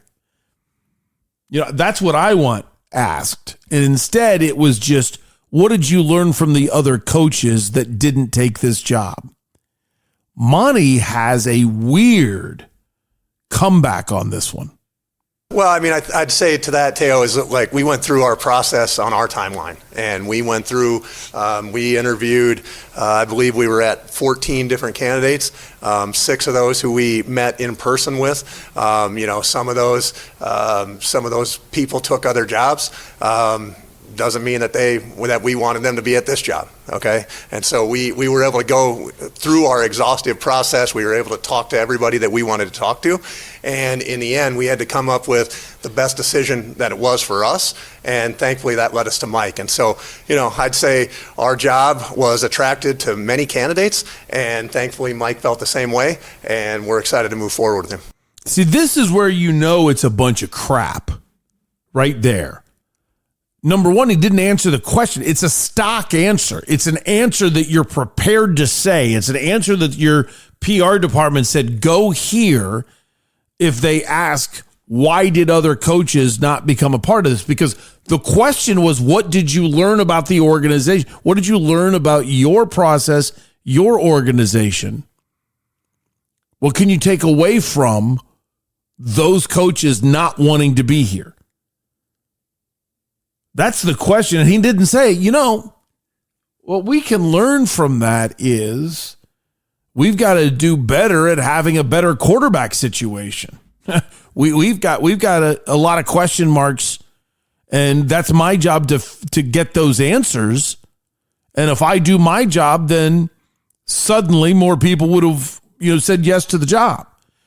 If you go down a road of what you've learned, you've answered the question. Instead, he goes with the stock answer that he's prepared for, that, hey, we had such a wide search and it was an exhaustive search. So because it's an exhaustive search, that's why you couldn't find the right guy. And then you said this ridiculous line as if you want to step on the people that didn't want to be here. Some of those people took other jobs. Doesn't mean that we wanted them to be at this job, okay? Oh, so you didn't want John Harbaugh? You didn't want Kevin Stefanski? You didn't want Robert Saleh? You didn't want Clint. So if Clint Kubiak would have said yes to you, would he be the head coach? You know, I mean, see, I know it's funny. I'm doing really well, right? There's so many things to be positive about their press conference yesterday. A lot of things. And then you get that crap. That's a lie. That is a lie. That is a PR stunt in which you're just running circles around the truth. Bad answer, Monty. Bad answer. Monty might be a great assistant general manager, but he just doesn't command the room well in these pressers. Just doesn't. All right, coming up next. I am amazed at what I saw last night from our Suns. Amazed. I'll explain next on Doug Franz Unplugged, presented by Whirlwind Golf Club at Wild Horse Pass.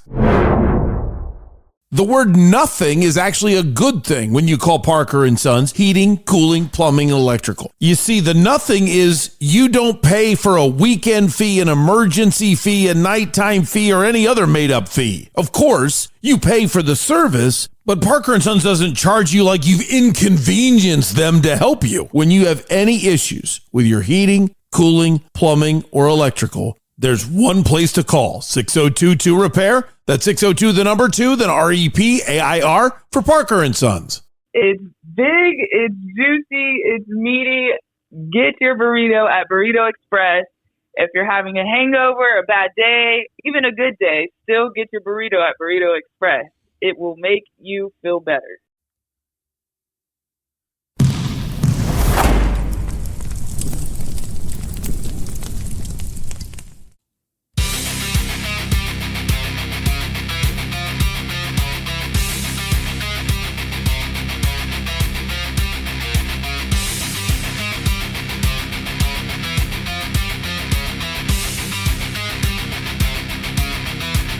Here we go.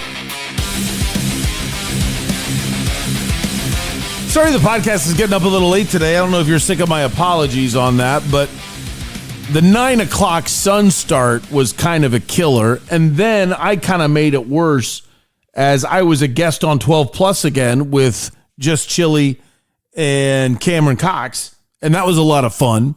But we started recording that at about the midway through the second quarter of the Suns game. So I didn't finish the Suns game until sometime around midnight. Then I'm trying to download all the sound and work on everything today. So kind of a long process today. I don't think I could have done any better. So from that standpoint, it wasn't like I was goofing around or something, which has happened. But I still feel bad. It's 5:24 right now, and I'm just getting into topic number 2. But let's talk Suns. Suns a winner over Portland, 130-125.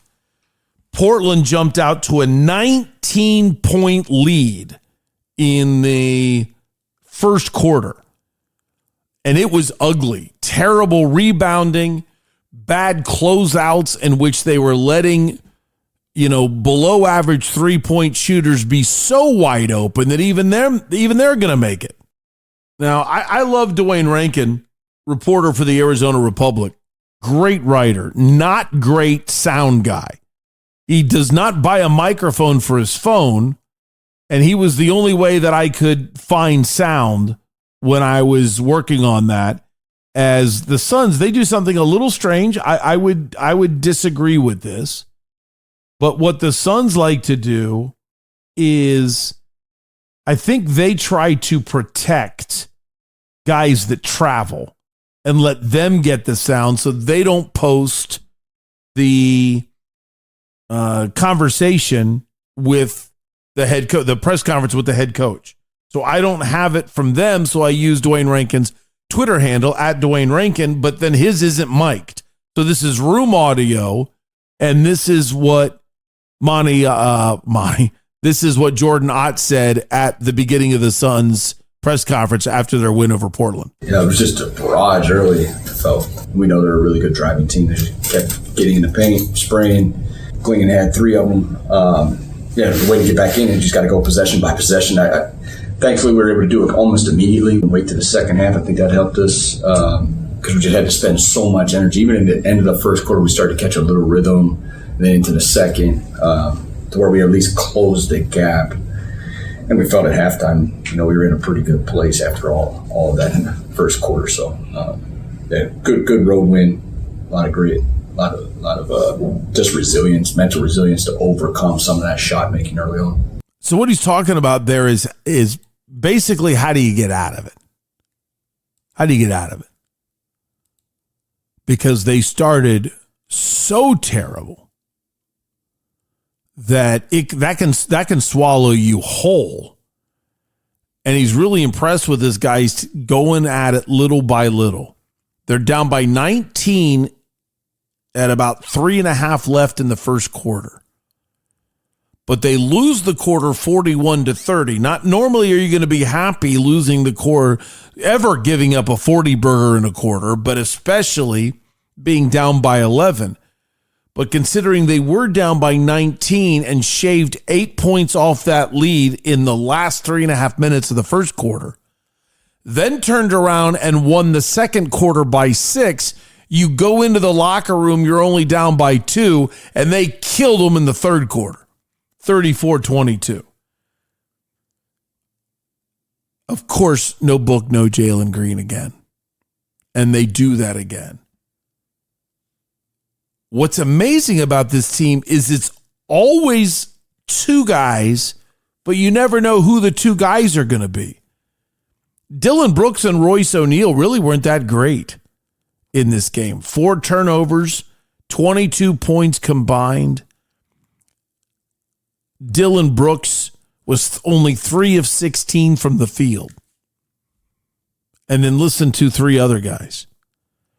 Mark Williams, 24 points, 11 boards. Grayson Allen, 24 points on a whopping 6 of 11 3-point shooting.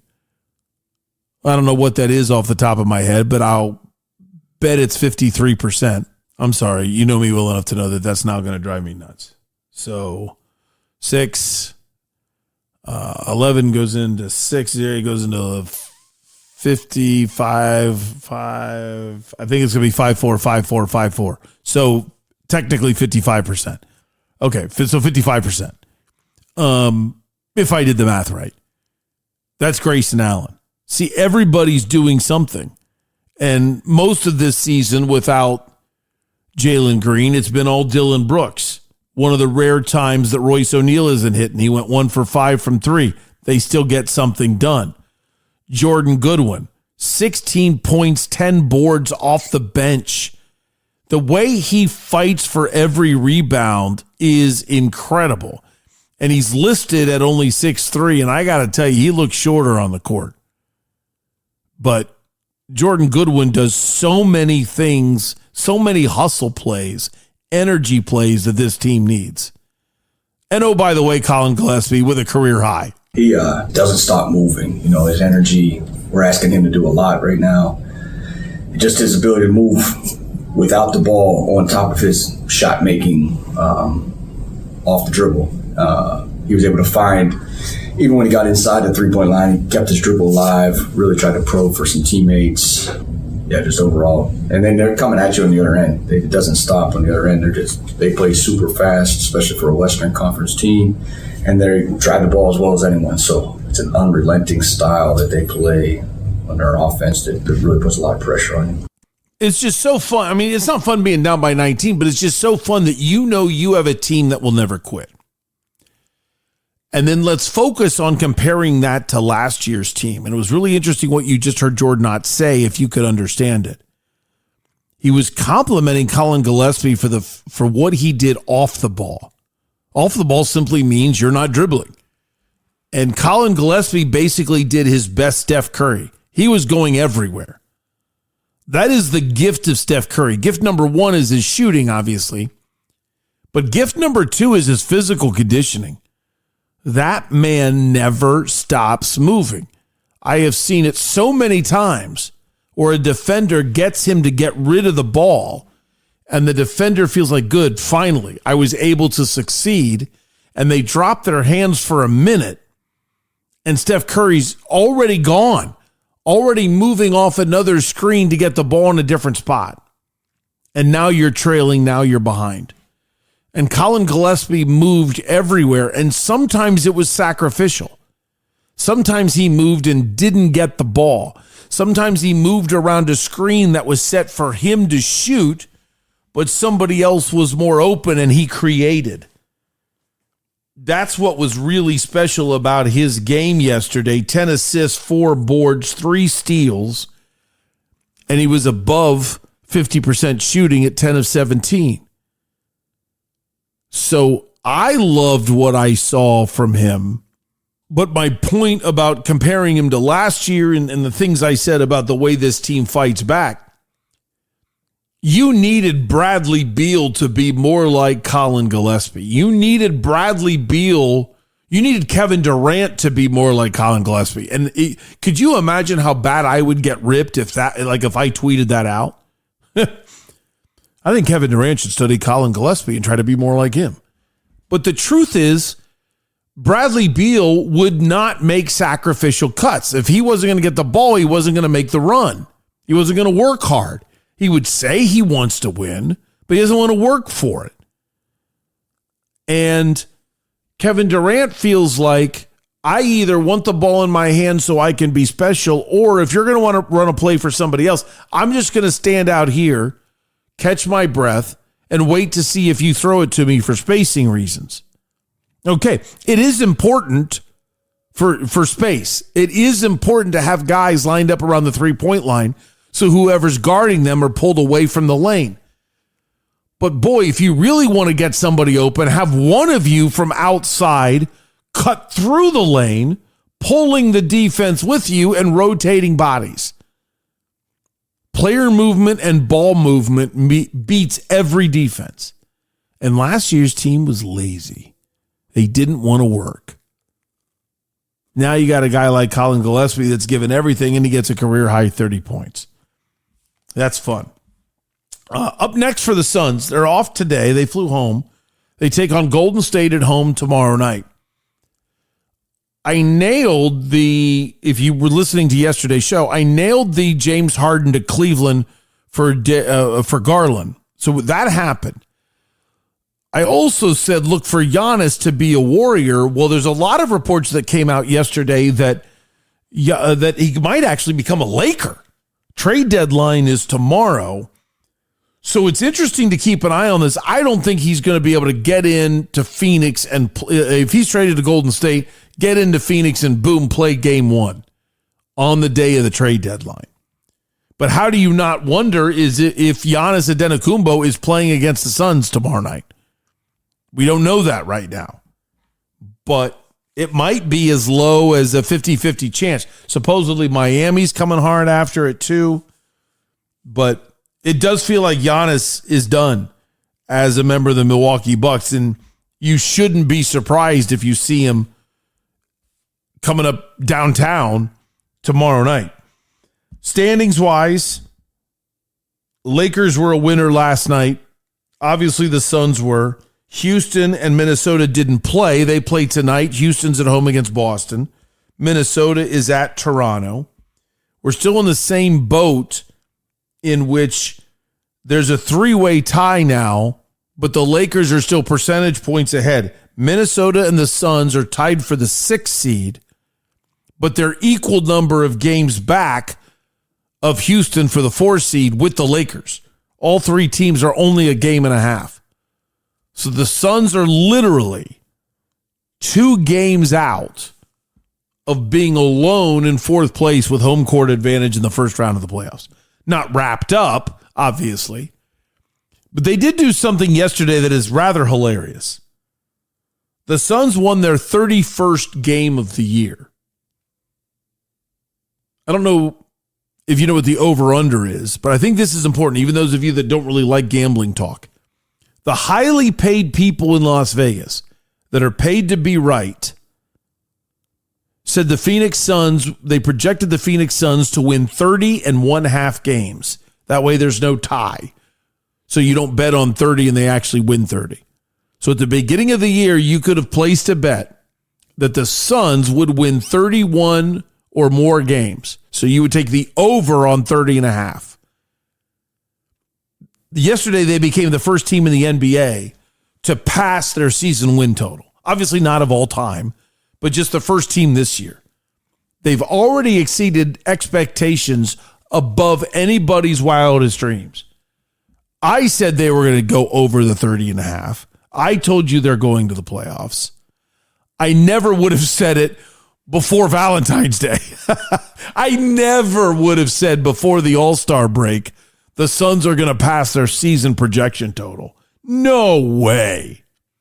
No way. I mean, I was pretty confident they were going to win 40 games. I said they were going to be about a 500 team. They were going to win 40 games, maybe be 40 and 42, but they were going to get to that magic 40. They're at 31, and it's February 4th. Man, is that fantastic. That is absolutely fantastic. Congratulations, Suns. That's big time. I'm not really talking Suns, but I'm talking Booker, so it's kind of like I'm talking Suns. The NBA released how the All-Star game format is truly going to work as far as it relates with players. And I'm laughing because they've basically created two U.S. teams, one old, one young. Now, there's some young guys on the old team and some old guys on the young team, but it just makes me laugh. So we have the red team is USA Stars, and the blue team is USA Stripes. The Stripes have Steph Curry, Kevin Durant, LeBron James, and Kawhi Leonard on the team. The USA Stars has Cade Cunningham and Jalen Duren, both of Detroit, Anthony Edwards, Chet Holmgren, and Devin Booker on it. So you've got the young guys, and that is clearly by design. That is 100% to try to get the old guys to engage and the young guys to take them on.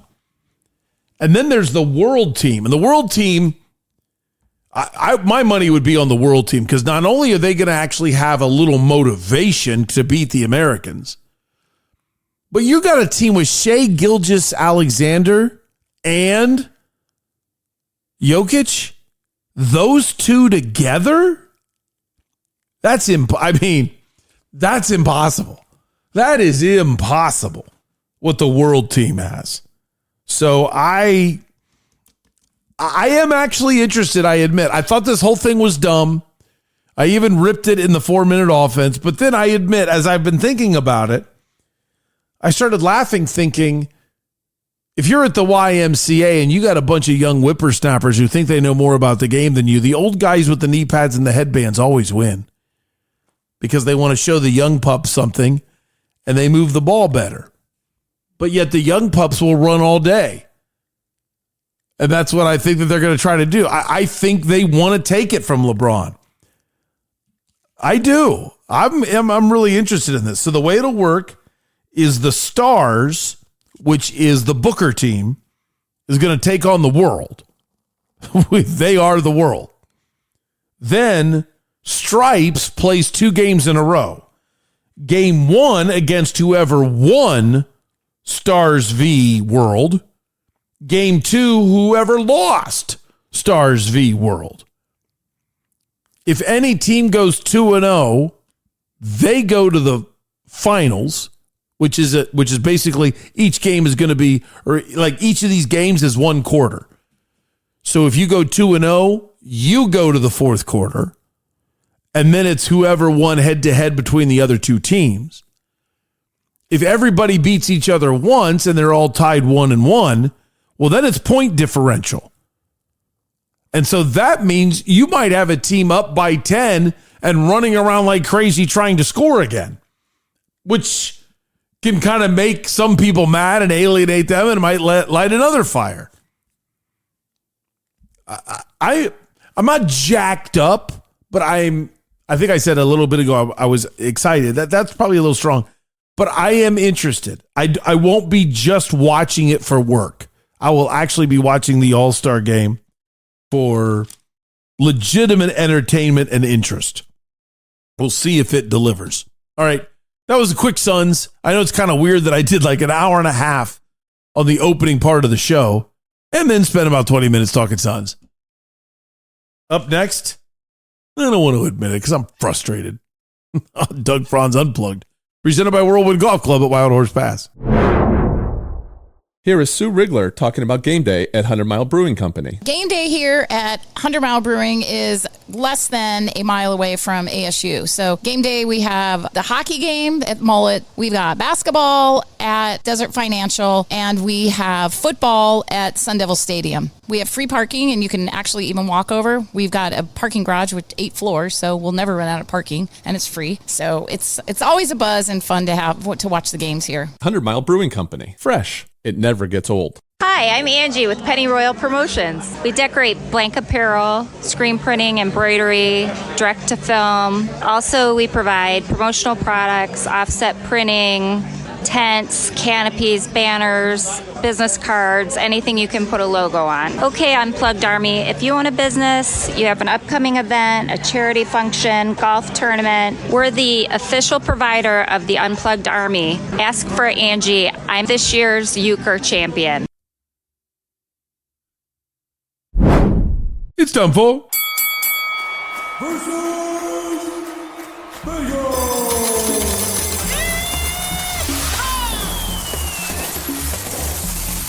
no dancing at all. Oh my gosh, hockey killed us last night. Hockey killed us last night. Couldn't believe that. That one was frustrating. 2 games we should have. I mean, listen, we all get lucky sometimes. We all get smacked in the face sometimes. But man, that's not. Wait. Sorry about that. God bless me. I don't know where in the world I just kind of snuck up and came out of nowhere on me. All right, here we go. Terrible last night. Just terrible. Took the Golden State Warriors to cover against Philly. They didn't cover because they didn't win. Lost by 9, 113-94. Took Utah plus the 3.5 over Indiana. I told you, don't trust me. Never take Utah. I took Utah.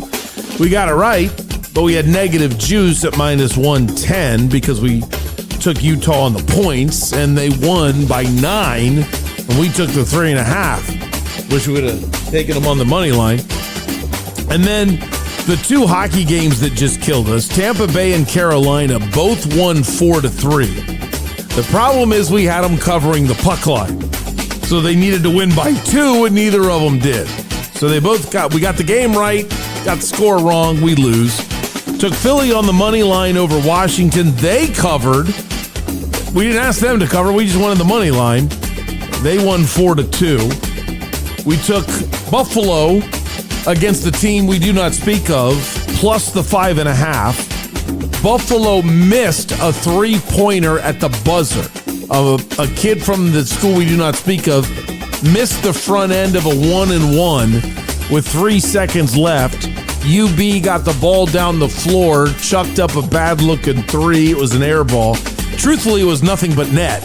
It got all net, but it got the front of the net and didn't go in the hoop. So they, the team we do not speak of, won by 2, but we won thanks to UB keeping it close. I told you, always take the over when Bowling Green's at home. The over-under was 137.5. The total was only 129. Ball State scored only 52 points in a college basketball game. They lost 77-52, and therefore then we lost by 9 points. 77-52. Are you kidding? And then lastly, that evened up our record at 4-4 last night. We took USC on the money line to cover against Indiana. Told you Indiana had a hard-fought game against UCLA. I figured they'd lay an egg, and I was right. USC won 81-77. Wish I would have just stuck with that. All right. So what do I do to come back from the slump that has us sitting at 21-30? Well, let's just wipe it all out with a big day. All of these games I got a ton of games today. Denver's on the back end of a back-to-back. They flew in from Detroit. Let's jump all over that. and take them to lose to the Knicks. I think the spread's a little steep. I'm very nervous about the spread, but I'm kind of wondering if Jokic doesn't play that much. We'll take the Knicks minus 6.5. Houston's at home against Boston. Celtics are on the back end of a back-to-back. We'll take the Rockets to cover the 5.5. New Orleans is on the road at Milwaukee. Bucks are going through a mess right now, and they're on the back end of a back-to-back. We'll take New Orleans minus the 4.5. Oklahoma City is at San Antonio in the marquee matchup of the day and one of the marquee matchups of the season. OKC's favored by 1.5. We'll eat some bad juice and we'll take it on the money line because I do think that game is going to be that close. Hockey-wise, Blue Jackets are on the back end of a back-to-back, so let's go with Chicago, even though I'm always scared taking Chicago over the Blue Jackets, who just won last night 3-0. Calgary is at home against Edmonton, and the Oilers are on the back end of a back-to-back. You know how I feel about that. We'll take Calgary on the money line. And lastly, we do have some positive juice. I should say lastly, I forgot I got a game on the other side of my sheet. ASU, I'm going to take them on the money line. Utes are 1.5 favorite in Salt Lake City. We'll take ASU to win. And I think Santa Clara's got a good team and Pacific doesn't. So we'll take Santa Clara to cover the 6.5 on the road. Sound credits today. I got all of the Cardinal stuff from 12 News. Thank you very much, Cam Cox and Tyler, for sending all that over to me. I got the... let's see. What else do I have? Oh, I got the Jordan Ott from Dwayne Rankin on Twitter. And I think that's it. Yeah, that's it. That does it for today's version of Doug Franz Unplugged. Presented by Whirlwind Golf Club at Wild Horse Pass, home of the 2026 LPGA Ford Championship. Please go to FordChampionship.com. Do it this week, please. Look at it and see if you have the time or you can afford to be a volunteer. Because this is the grand moment of the Unplugged Army. To put together our two biggest sponsors is a huge moment for us. Something that means a great deal to Ford, means a great deal to Santan Ford, and obviously it means a great deal to Whirlwind. And think of all the things Sweet Lou has done for us. This show really isn't here without Sweet Lou sticking it out with us. Well, think about it from his end. He's got bosses. He's got the people that want to see this thing continually grow, and we can be the ones that help make it grow. So please figure out a way to volunteer and be part of the Unplugged Army at the LPGA event. And then also, if you're interested in playing on April 1st, Play Like a Pro, please start sending me your emails. You wouldn't be committing yet because I don't know officially what time and at what price we're going to be playing, but feel free to reach out and let me know that you're in on April 1st or you're interested to be a part of Whirlwind. Bill's Nashville Kitchen is located on Main Street in Old Town Scottsdale, home of the Nashville Hot Chicken Sandwich, the best sandwich in the history of the state. Santan Ford, 202 in Val Vista. I am Santan Ford. President's Day sale going on right now. Parker & Sons, heating, cooling, plumbing, and electrical. Call 602-2-REPAIR. That's 602, the number 2, then REPAIR for Parker & Sons. Burrito Express with the best breakfast burrito in the history of the planet. 100 Mile Brew, home of A Mountain Amber Ale, the best beer in the history of the state, and the third best cheese... Oh, shoot. And the third best cheese curds in the country. Penny Royal Promotions, slap a logo on that. Anything you need a logo on or any great... Hey, think about that. I don't want to get lost because I've been talking a lot about Wendy's and Slice House, but our two newest sponsors need your love as well. So there's got to be a reason you need a logo on something. So contact Penny Royal Promotions or I'll connect you. And if you're just feeling a little sluggish, get your juice back at Goodyear Fit Body Boot Camp, inspiring fitness and changing lives every day. I've got to get Versus Vegas done faster, so I don't like talking without the music. And then there's the Biggie Bags from Wendy's. There's Slice House and Gilbert by Tony Giammangi. I don't think I got that right, Jennifer. That is coming to you, and it's an easy place to find. 3115 South Val Vista. It's right where Val Vista, Pecos Road, and 202 are all together. Kind of blew the end of the show, but otherwise it was a good show. Al, Suns had a great comeback last night. Doug, thank you so much. My best to your listeners, and keep up the work on Doug French Unplugged.